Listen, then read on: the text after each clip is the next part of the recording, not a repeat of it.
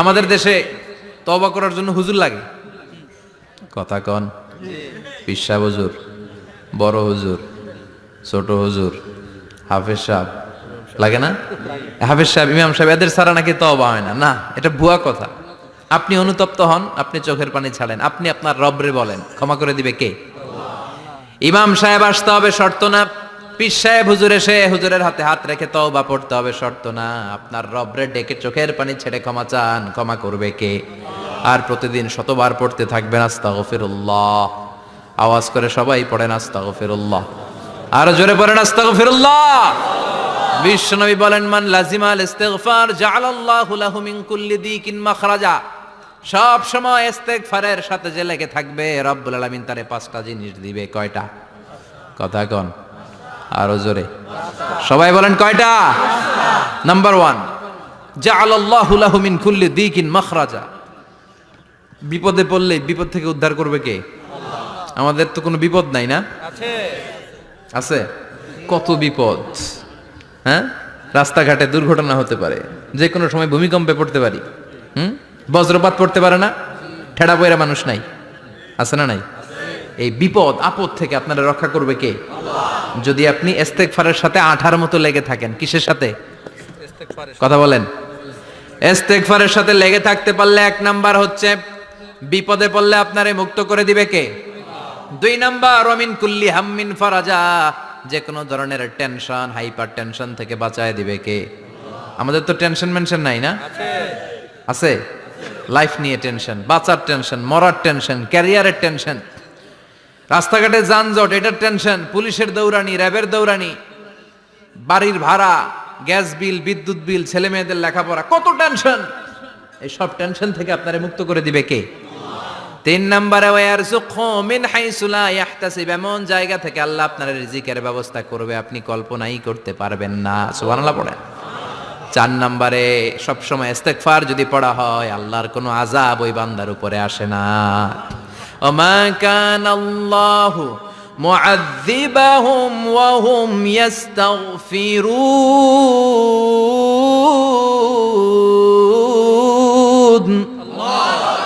যতক্ষণ আমার বান্দা আমার কাছে ইস্তেগফার পড়তে থাকে, আমার কোনো আযাব বান্দারে পাবে না। যতক্ষণ ইস্তেগফার পড়বেন, আল্লাহর কোনো আযাব আপনার উপর আসবে না।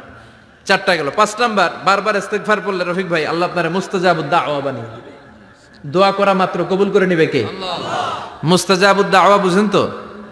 মানে যিনি হাত তুলতে দেরি, কবুল হতে দেরি হয় না। বারবার ইস্তেগফার পড়ে দেখেন যে আপনার দোয়া কেমনে কবুল হয়। ইমাম আহমদ ইবনে হাম্বলের নাম শুনেছেন? হাম্বলি মাযহাবের প্রতিষ্ঠাতা। হানাফি, শাফিঈ, মালিকি, 4 নাম্বারটা আপনারা বলেন হাম্বলি। এই হাম্বলি মাযহাবের ইমামের নাম আহমদ ইবনে হাম্বল। জগৎ বিখ্যাত মুহাদ্দিস। একক স্বতন্ত্র হাদিসের কিতাব হিসেবে পৃথিবীতে সবচেয়ে বড় যে হাদিসের কিতাব, ওইটার নাম মুসনাদ আহমদ ইবনে হাম্বল। 40,000 হাদিসের কালেকশন আছে এটাতে। এই ইমাম আহমদ ইবনে হাম্বল ওনার শেষ জীবনটা হাদিস পড়ানো, হাদিস কালেকশনের জন্য ব্যয় করেছেন। শহরের পর শহর, দেশ থেকে দেশ, দেশান্তরে ঘুরতেন একটা হাদিসের জন্য। উনি সফরে বেরিয়েছেন হাদিস কালেকশনের জন্য। প্রচন্ড শীতের রাত, উনি মাগরিবের নামাজ, এশারের নামাজ পড়ে একটা মসজিদে শুয়ে পড়লেন, আর শুয়ে শুয়ে হাদিস পড়তেছেন। কি পড়তেছেন? কথা বলেন। আর মনে মনে ভাবলেন রাতটা মসজিদে কাটায় দেই, ফজরের নামাজ পড়ে আবার বেরোবো। কিন্তু দারোয়ান এসে বলে মসজিদে থাকতে পারবেন না, ওঠেন। দারোয়ান আছে না? কথা কন। আহমদ ইবনে হাম্বল বললেন, আমি শুধু রাতটা থাকতে চাই, আমি তো ফজরেরও মুসল্লি, ফজর নামাজ পড়বো তো এই মসজিদে, আমার থাকতে দাও। দারোয়ান তো দেয় না, কেন? মসজিদে থাকার জায়গা না, যান মিয়া। উনি যে আহমদ ইবনে হাম্বল এটা চিনে নাই, থাকতে দেয় না। কি করবে এখন? উনি কাঁথা গুছিয়ে হাদিসের কিতাব নিয়ে, কাঁধের মধ্যে ব্যাগ নিয়ে মসজিদ থেকে বেরোয় গেলেন। কি আর করবেন, প্রচন্ড শীত, আর কাঁপতেছেন, বুড়ো মানুষ। পথিমধ্যে দেখলেন বাজার একজন খাব্বাজ, শাবুন খাব্বাজ, যুবক রুটি বিক্রেতা। সে রুটি বিক্রি করে, চুলার মধ্যে রুটি সেকে। সে যে সালাম দিল, আসসালামু আলাইকুম। যুবক বলে ওয়ালাইকুম আসসালাম। আহমদ ইবনে হাম্বল বলে, যুবক আমার যাওয়ার জায়গা নেই, সফরে বেরিয়েছি, খুব শীতে কষ্ট পাচ্ছি, রাতে যদি তোমার এই চুলা থেকে একটু আগুন পোহাই, কোনো সমস্যা? যুবক বলে না না সমস্যা না, হালান ওয়া সাহালান, খোশ আমদেদ, আসেন আসেন, আপনি আগুন পোহাইলে আমার সমস্যা কি? সুবহানাল্লাহ পড়েন। আল্লাহ শুকরিয়া করে উনি বসলেন আর আগুন পোহাচ্ছেন, আর খেয়াল করলেন যুবক রুটি বানায় আর পরে আস্তাগফিরুল্লাহ, রুটির দলা বানায় পরে আস্তাগফিরুল্লাহ, খামির বানায় আর পরে আস্তাগফিরুল্লাহ, রুটি নিয়ে উনুনের ভিতরে চুলার ভিতরে সেকা দেয় আর পরে আস্তাগফিরুল্লাহ, দোকানদারের কাছে কেউ আসলেই সে রুটি দেয় আর পরে আস্তাগফিরুল্লাহ, ক্রেতার কাছ থেকে টাকা নিয়ে ক্যাশ বক্সে রাখে আর কি পড়ে, আবার রুটি বানানো শুরু করে আর কি পড়ে, খালি এইটাই পড়তেছে। ইমাম আহমদ ইবনে হাম্বল তো অবাক, কিরে এটা আবার কেমন যুবক, খালি আস্তাগফিরুল্লাহ। উনি প্রশ্ন করলেন, যুবক ঘটনা কি? আসার পর থেকেই তোমারে দেখতেছি তুমি রুটি বানাও, রুটি বিক্রি করো আর পড়ো আস্তাগফিরুল্লাহ, মালাকা ইয়া শাবাব। যুবক বলে, আস্তাগফিরুল্লাহ আমার সবচেয়ে বেশি পছন্দের আমল, আমি সব সময় আঠার মতো ইস্তেগফারের সাথে লেগে থাকি আর সব সময় পড়তে থাকি আস্তাগফিরুল্লাহ, আর এর বদৌলতে আল্লাহ আমারে মুস্তাজাবুদ দাওয়া বানিয়ে দিয়েছে। সুবহানাল্লাহ। আহমদ ইবনে হাম্বল তো অবাক, আনতা মুস্তাজাবুদ দাওয়া, তুমি মুস্তাজাবুদ দাওয়া, রুটিওয়ালা, আমি এত বছর হাদিস পড়াই, আমিও তো মুস্তাজাবুদ দাওয়া না, আর তুমি রুটি বেচো বাজারে, তুমি মুস্তাজাবুদ দাওয়া, তুমি দোয়া করলে সব কবুল হয়ে যায়।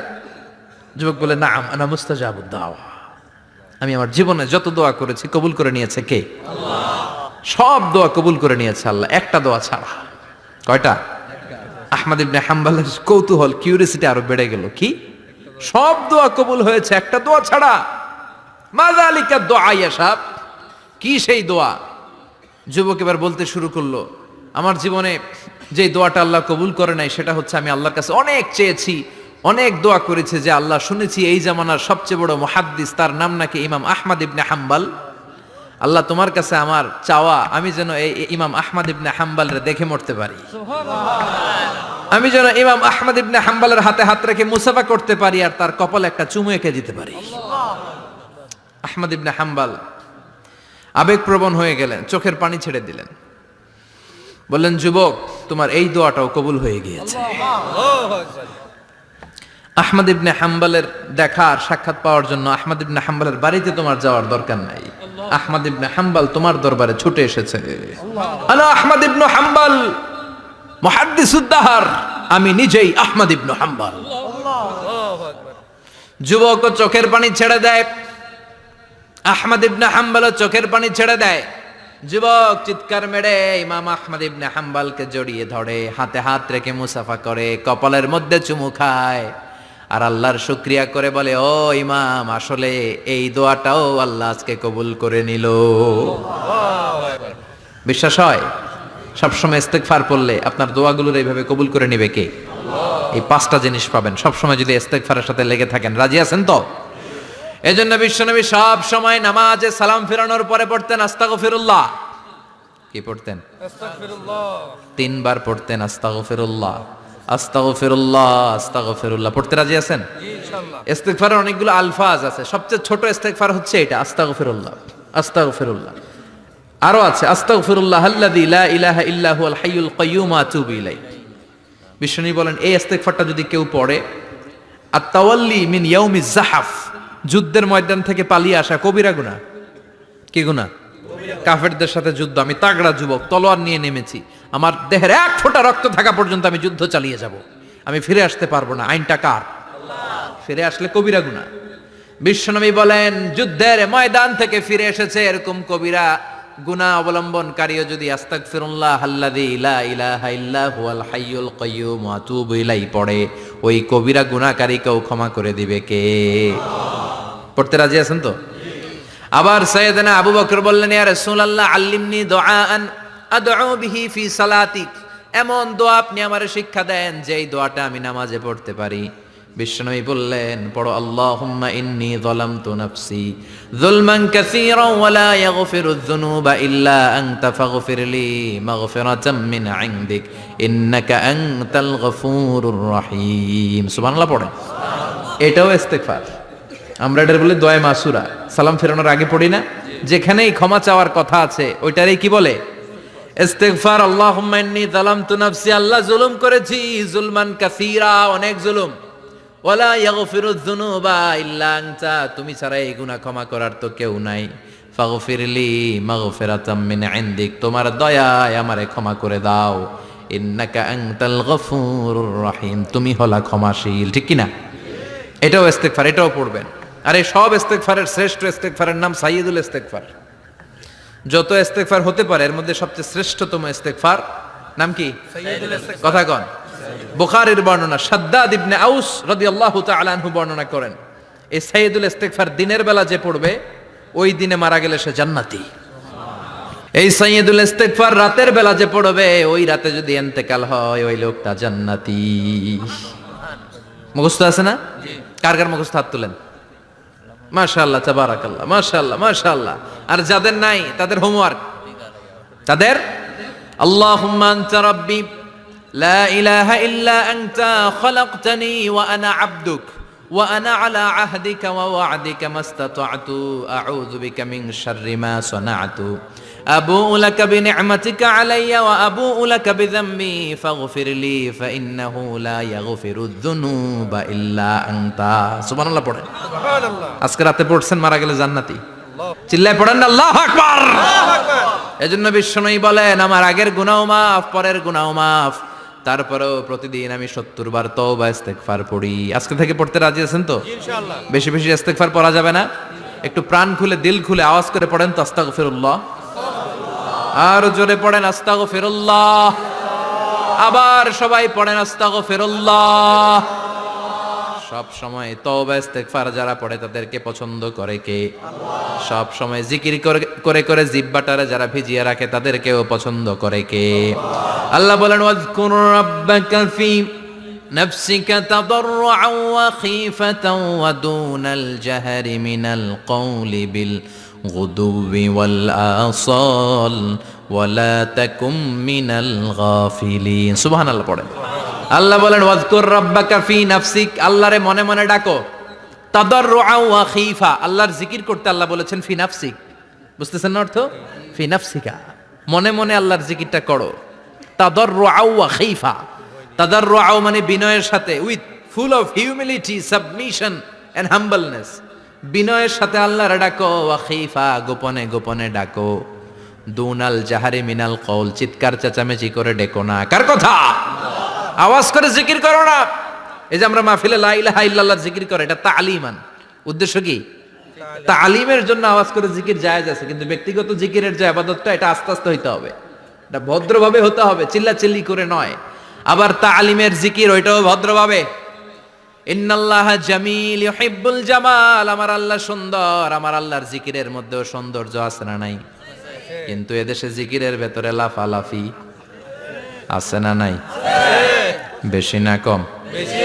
কি বসেন বসেন, হ্যাঁ বসে যান তো, অনেক ধরনের আছে জিকির। হ্যাঁ বসেন বসেন, বসে যান।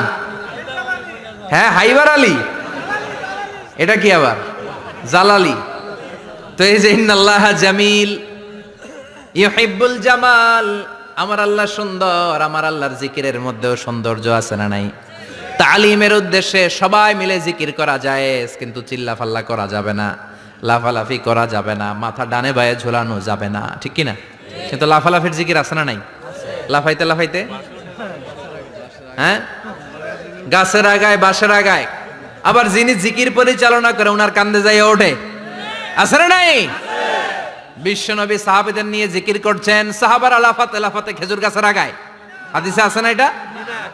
বিশ্বনবী সাহাবাদেরকে নিয়ে জিকির করছেন, লাফাতে লাফাতে আবু বকর বিশ্বনবীর কান্দের উপরে। আছে হাদিসে আছে? এটা জিকির নয়। কি সুন্দর দেখেন, ইসলাম বোঝা কত সহজ। ওয়াজকুর রাব্বাকা ফি নাফসিকা তাদাররুআন ওয়া খীফা, গোপনে জিকির করো, ভদ্রতার সাথে বিনয়ের সাথে জিকির করো। ওয়ালা তাকুম মিনাল গাফিলিন, দুনাল জাহারি মিনাল কওল, চিৎকার চেঁচামেচি করে জিকির করো না। যারা চিকফাল দিয়ে হই হই হই হই করে, আছে না? হই হই হই হই হই হইয়ের ভিতরে আল্লাহর নাম আছে। হ্যাঁ এই যে হুই হাই হুই হাই, এই স্টাইলের যে জিকির, এটার ভিতরে আমার আল্লাহর নাম আছে? আল্লাহর নাম যদি না থাকে ওইটা জিকির হবে? কথা বলেন। বিশ্বনবী বললেন, খবরদার চিৎকার চেঁচামেচি করে, লাফালাফি করে যারা জিকির করে এরা মনে করে আল্লাহ কানে শোনে না। কথা বলেন, আপনি গোপনেও আল্লাহর ডাকলে আপনার ডাকে সাড়া দিবে কে? এজন্য রাব্বুল আলামিন বলেন, ফাযকুরুনি আযকুরকুম ওয়াশকুরুলি ওয়ালা তাকফুরুন। বান্দা আমার জিকির তোমরা করো, আমিও তোমাদের জিকির করব, ঠিক কি না? আমরা যদি আল্লাহর জিকির করি আমাদের জিকির করে কে? সুবহানাল্লাহ কইবেন না? আমরা আল্লাহর জিকির করে, আল্লাহ নাকি আমাদের জিকির করে, জানো তো কথা এটা। আবার হাদিসে কুদসিতে আল্লাহ বললেন, ফাইন যাকারানি ফি নাফসি যাকারতুহু ফি নাফসি। আমার বান্দা যদি একা একা আমার জিকির করে, আমি আমার বান্দারে একা একা স্মরণ করি। ওয়া ইন যাকারানি ফি মালাইন যাকারতুহু ফি মালাইন খায়রিম মিনহু। এরকম মহা সম্মেলন করে যদি কেউ আমি আল্লাহর জিকির করে, আমি এর চেয়েও বড় মহা সম্মেলন ফেরেশতাদেরকে নিয়ে করে আমার বান্দারে স্মরণ করি। ওয়া ইন তাকাররাবা ইলাইয়া শিবরান তাকাররাবতু ইলাইহি যিরাআন।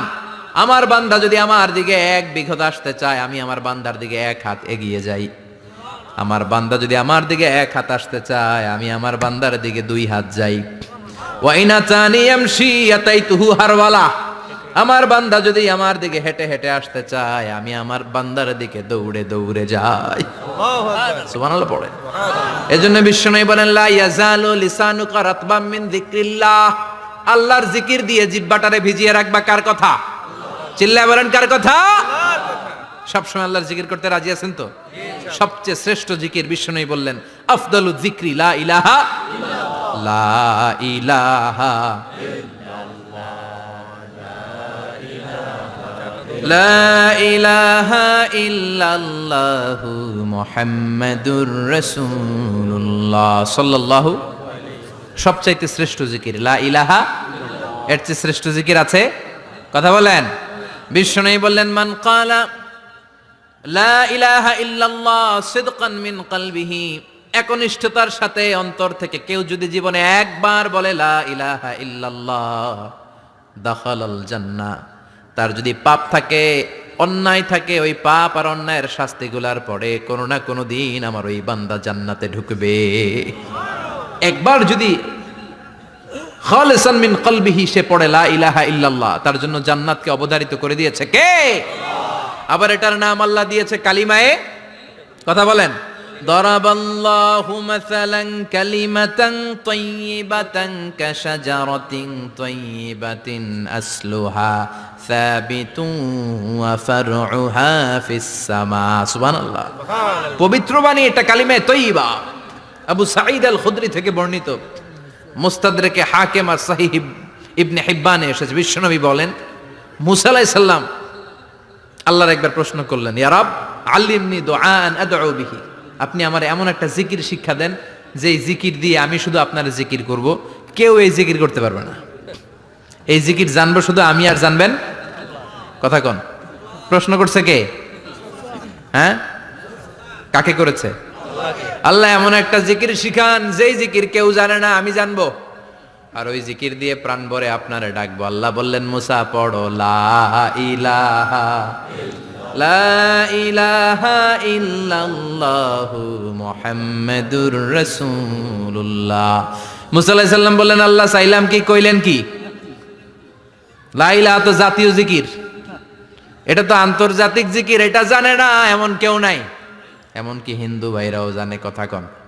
আল্লাহ আমি তো চাইছিলাম এক্সক্লুসিভ, এক্সক্লুসিভ আমার জন্য স্পেশাল, এর চেয়ে সুন্দর আর কেউ জানবে না। এত সুন্দর একটা জিকির আপনি দিবেন, এটা আমি ডাকবো আপনারে আর আপনি শুনবেন। আল্লাহ বললেন, মুসা এর চেয়ে দামি আমার কাছে নাই।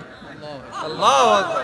লাউ তাদউ লা ইলাহা ইল্লাল্লাহ ফি কাফা। লা ইলাহা রে যদি মুসা এক পাল্লায় রেখে দাও, ওয়াস সামাওয়াতু সাবউ ওয়াল আরদিন, সাত আকাশ সাত জমিন যদি আরেক পাল্লায় রেখে দাও, লা ইলাহা এক পাল্লায়, সাত আকাশ সাত জমিন আরেক পাল্লায় ওজন যদি দাও, লা রাজাহাত কাফাতু লা ইলাহা ইল্লাল্লাহ। মুসা দেখবা মুহূর্তের মধ্যে লা ইলাহা ইল্লাল্লাহর পাল্লা ভারী হয়ে গেছে। সাত আকাশ সাত জমিন এক পাল্লায়, শুধু লা ইলাহা ইল্লাল্লাহ আরেক পাল্লায়, মুহূর্তে লা ইলাহার পাল্লাটারে ভারী করে দিবে কে? এটা বিপ্লবী বাণী। আমরা এটার ভিক্ষার মধ্যে লাগাইছি। এখন ভিক্ষা করার সময় লা ইলাহা আছে না নাই? একটা টাকা দিয়া যান, আমি গরিব ইনসান, আখিরাতে সওয়াব পাইবেন পাহাড় সমান। একটা টাকা দিয়া যান, আমি গরিব ইনসান। আছে না নাই? জুমার নামাজের সময় ভিক্ষা করে, একটা টাকা দিয়া যান, আর লা ইলাহার জিকির লগে। আছে না নাই? এটা আমরা ভিক্ষার জিকির বানাইছি, এটা তো বিপ্লবী বাণী। এই বাণীর পক্ষে যারা, তারা ন্যায় আর সত্যের পক্ষে চিল্লায় বলেন ঠিক কিনা? এই বাণীতে যারা বিশ্বাস করে, তারা এক আল্লাহর সামনে মাথা নত করে দেয়। গোটা পৃথিবীর কোন শক্তির সামনে ওই মাথা নত হয় না, ঠিক কিনা? এই লা ইলাহা যারা আমরা মানি, আল্লাহ ছাড়া কারোর সামনে মাথা নত করব? কোন শক্তি আমাদের মাথা নত করাতে পারে না। এটা বিপ্লবী বাণী, এটা সংগ্রামী বাণী। এই বাণী এমন বিপ্লব তৈরি করে গোটা বিশ্ব পাল্টে দেয়। এই লা ইলাহার ব্যাখ্যা করেছেন সাইয়্যিদ কুতুব শাহীদ তার তাফসিরে। নাম শুনছেন? কি নাম তাফসিরের? ফি জিলালিল কোরআন। ফি জিলালিল কোরআন লিখে উনি মিশর কাঁপিয়ে দিলেন। তিনি গোটা বিশ্বের জাহালাতকে তার তাফসিরের লেখনীর মধ্য দিয়ে তুলে এনেছেন।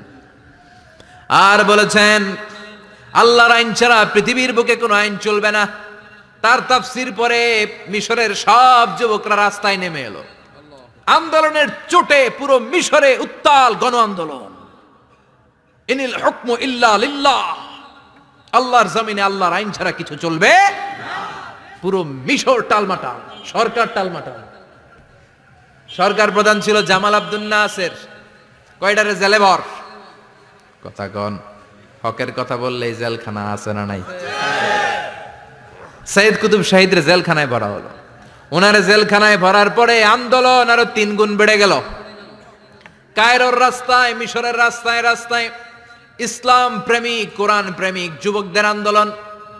পুরো আন্দোলনে মিশর কেঁপে উঠল। মিশর ব্যাপী আন্দোলনের গণজোয়ার। সরকারের অবস্থা খারাপ। সরকার এবার ঘোষণা দিল সাইয়্যিদ কুতুব শাহীদ মিশরের যুবকদেরকে আন্দোলনে ঠেলে দেওয়ার কারণে তাকে মৃত্যুদণ্ড দেয়া হলো, ফাঁসি। যুগে যুগে কোরআনের পক্ষে যারা, এদের কাছে ফাঁসির রশি আছে না নাই? কিন্তু এই ফাঁসির রশিকে তারা থোড়াই কেয়ার করে চিল্লায় বলেন ঠিক কিনা? ফাঁসি, সাইয়্যিদ কুতুব শাহীদের ফাঁসির রায় দেয়া হলো। আদালত থেকে ফাঁসির রায় বহাল রাখা হলো। যেদিন ফাঁসি দেয়া হবে তার 1 ঘন্টা আগের ঘটনা। কারা কর্তৃপক্ষের নিয়ম অনুযায়ী, জেল কোডের নিয়ম অনুযায়ী জেলখানার যিনি ইমাম আছে না, উনি 1 ঘন্টা আগে আইসা এই কালিমা পড়ায়। যারা ফাঁসি দেয়া হবে এর পড়ায় লা ইলাহা মুহাম্মাদুর। তো সাইয়্যিদ কুতুব শাহীদকেও কালিমা পড়ানোর জন্য ইমাম সাহেব আসছে। ফাঁসির বাকি কয় ঘন্টা, এসে বলে সাইয়্যিদ কুতুব শাহীদ আপনি পড়েন লা ইলাহা ইল্লাল্লাহ। সাইয়্যিদ কুতুব শাহীদ বলে আমারে তুই কালিমা শিখাইস না, আমি কালিমা খুব ভালো জানি। যেই কালিমা পড়ানোর কারণে সরকার তোরে বেতন দেয়, ওই কালিমার ব্যাখ্যা করার কারণে সরকার আজকে আমারে ফাঁসি দেয়। তুই কালিমা পড়াস, তোরে টাকার বান্ডিল দেয়, আমি কালিমার ব্যাখ্যা করার কারণে ফাঁসির মঞ্চে দাঁড়াই। চিল্লায় বলেন ঠিক কিনা? তার মানে তোর কালিমা আমার কালিমা এক কালিমা না। এই 2 কালিমার মধ্যে পার্থক্য আছে না নাই? তোর ইমানি চেতনা আমার ইমানি চেতনা এক ইমানি চেতনা নয়। তোরে টাকা দেয়, আমারে ফাঁসি দেয়, তার মানে 2 চেতনা আলাদা। চিল্লায় বলো ঠিক কিনা? এজন্য আল্লাহ ডেকে বললেন গোলাম, এটা বিপ্লবী বাণী। এই কালেমার আন্দোলন যারা করে তারা আল্লাহ ছাড়া পৃথিবীর কাউরে ভয় পায় না। আর তারা চায় কালেমার পতাকা পৃথিবীর মধ্যে যেন পথ করে উড়ে, ঠিক কিনা? বাংলার জমিনে কালেমার পতাকা উড়ুক, আমরা চাই কি চাই না? কোনো একদিন এ দেশের আকাশে কালিমার পতাকা উড়বে, সেদিন সবাই খোদাই বিধান পে দুঃখ বেদনা ভুলবে। কোনো একদিন এ দেশের আকাশে কালিমার পতাকা উড়বে, সেদিন সবাই খোদাই বিধান পে দুঃখ বেদনা ভুলবে। চিৎকার করে বলেন ঠিক কিনা? এই কালেমার সমাজ যদি হয়, ওই সমাজে কেউ লাঞ্ছিত হবে না, ওই সমাজে কোনো নারী নিগৃহীতা হবে না, ওই সমাজের কোনো কাজের মেয়েরা ধর্ষিত হবে না, ওই সমাজে দুর্নীতি থাকবে না, ঘুষ থাকবে না, চাঁদাবাজি থাকবে না, টেন্ডারবাজি থাকবে না। সমাজটারে শান্তি দিয়ে সমৃদ্ধ করে দিবে কে? এজন্য সব সময় জিকির করতে হবে একজনের, চিল্লায় বলেন তিনি কে? শ্রেষ্ঠ জিকির হচ্ছে লা ইলাহা ইল্লাল্লাহ। পড়তে রাজি আছেন? সব সময় এই জিকিরটা করতে রাজি আছেন? Every night and every day, every night and every day, never forget to say La ilaha illallah. Never forget to say La ilaha illallah. পড়েন, every night and every day, every night and every day, never forget to say La ilaha illallah. Never forget to say La ilaha illallah. Never forget to say La ilaha illallah. When you're walking down the street, use your time and repeat and say in every heartbeat La ilaha illallah. When you're walking down the street, use your time and repeat and say in every heartbeat La ilaha illallah. Every night and every day, every night and every day, never forget to say La ilaha illallah. চিল্লায় বলেন ঠিক কি না? দিনে রাতে যে কোনো মুহূর্তে আমাদের জিহ্বার মধ্যে থাকবে কি? কথা বলেন, জিহ্বায় থাকবে কি?